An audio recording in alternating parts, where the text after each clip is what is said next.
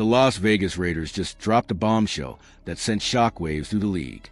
Right after that gut-wrenching 10-7 loss to the Denver Broncos, the team made a move that screamed desperation and frustration all at once. In a decision no one saw coming, the Raiders fired special teams coordinator Tom McMahon. Gone. Done. Out. The timing, the tension, the way it unfolded. It said everything about the chaos is simmering beneath the surface in Las Vegas. During that primetime game against Denver, cameras caught something no one expected to see on national television: a fiery sideline confrontation between head coach Pete Carroll and Tom McMahon. It wasn't just a minor disagreement or a brief exchange of words. This was intense. The kind of argument where every gesture, every glare, every shouted word carried the weight of a season's frustration. Carroll, known for his fiery passion and demanding accountability, was visibly furious. It was a moment that told everyone watching something inside that coaching staff had completely snapped. Once the final whistle blew, the decision came swiftly. McMahon was gone before most players had even finished showering. And sure, firing a coordinator right after a loss looks like an emotional, knee-jerk reaction. But this wasn't about one bad night. This had been boiling for weeks, maybe even months. The Raiders' special teams have been an absolute train wreck all season. Botched punts, missed field goals, mental lapses, and penalties at the worst times. But that blocked punt against Denver, that was the final straw. It handed the Broncos a game-winning touchdown on a silver platter, and in that moment, it became the perfect snapshot of everything wrong with this Raiders team. Pete Carroll, back in the league with a mission to rebuild discipline and culture, had seen enough.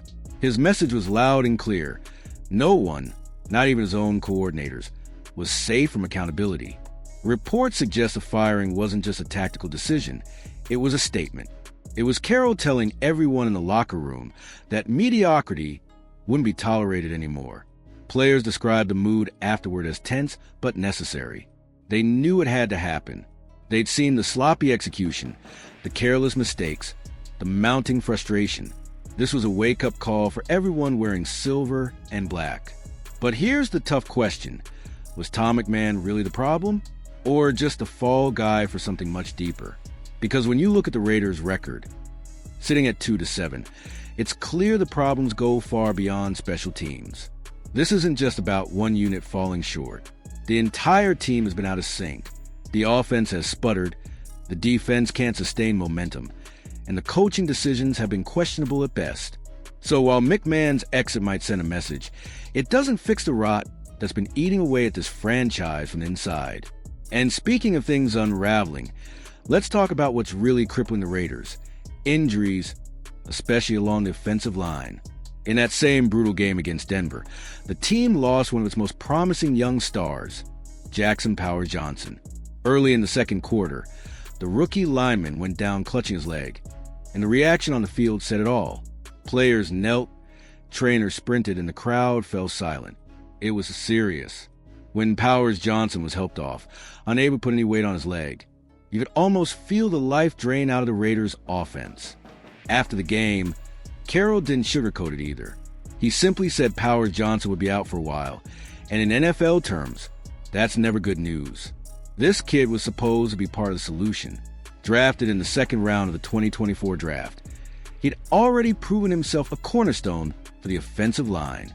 In just over 20 games, he'd become one of the few bright spots in a dark season, showing strength, smarts, and maturity beyond his years. Losing him wasn't just losing a body, it was losing the foundation of the offense. Once he was gone, everything crumbled. Quarterback Geno Smith, already under pressure from fans and media to perform better, was left completely exposed. The pocket collapsed again and again, and the Denver defense smelled blood. Smith took hit after hit, each one worse than the last. There was one play where he was absolutely crushed. You could see the pain on his face, the limp afterward. He managed to finish the game, but you could tell he was hurting. And as if that wasn't enough, left guard Dylan Parham went down with a severe ankle sprain. Meanwhile, veteran leader Colton Miller is still sitting on injured reserve. That means 3 key offensive linemen are out at the same time. That's not just unfortunate, that's catastrophic. Without them, The offense has no rhythm, no protection, and no stability. The running game has stalled. The passing game is frantic, and every snap feels like a disaster waiting to happen. And now, looming on the horizon, the Dallas Cowboys on Monday Night Football. One of the most relentless, aggressive defenses in the entire NFL. Micah Parsons, DeMarcus Lawrence, and that ferocious Dallas front are about to go up against a patchwork Raiders offensive line, made of backups and practice squad promotions. Let's be honest, this could turn into a nightmare. Geno Smith could be running for his life all night, and if the Raiders don't figure out a miracle protection plan, this could get ugly fast. Offensive coordinator Chip Kelly now faces an impossible task. His offense has already been criticized for lacking creativity and rhythm, and now he's got to completely overhaul the game plan just to survive. Without Powers Johnson, the playbook shrinks dramatically.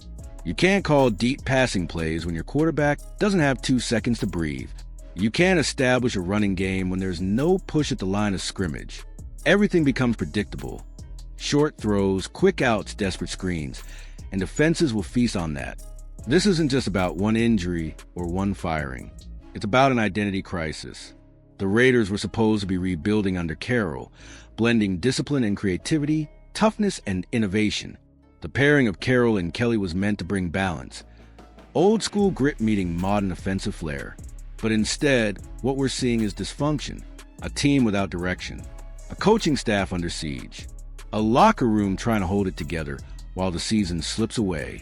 Carroll's return to head coaching was supposed to symbolize redemption, a second chance to prove he could rebuild a culture from the ground up. But now, in the middle of this storm, his leadership is being tested like never before. Every decision he makes is under a microscope. Every loss adds more pressure.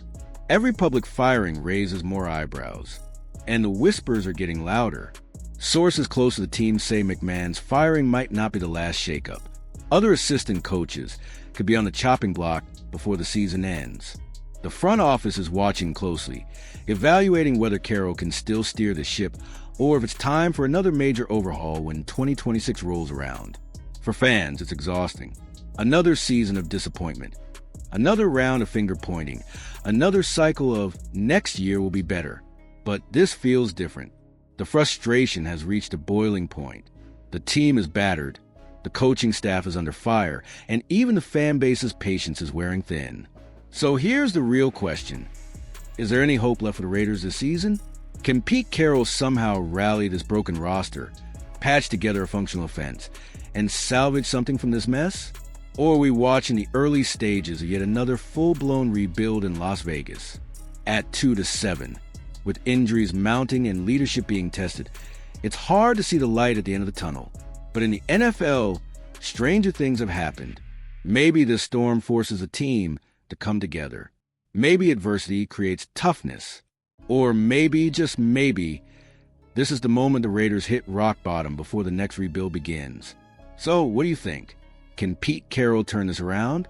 Should the Raiders stay patient and let him fix what's broken? Or is it time for drastic change before things spiral even further? Drop your thoughts in the comments below.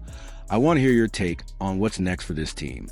And if you enjoyed this breakdown, make sure to like the video, subscribe to the channel, and turn on notifications so you never miss an update. Because of the way things are unfolding in Las Vegas, trust me, the drama's just getting started.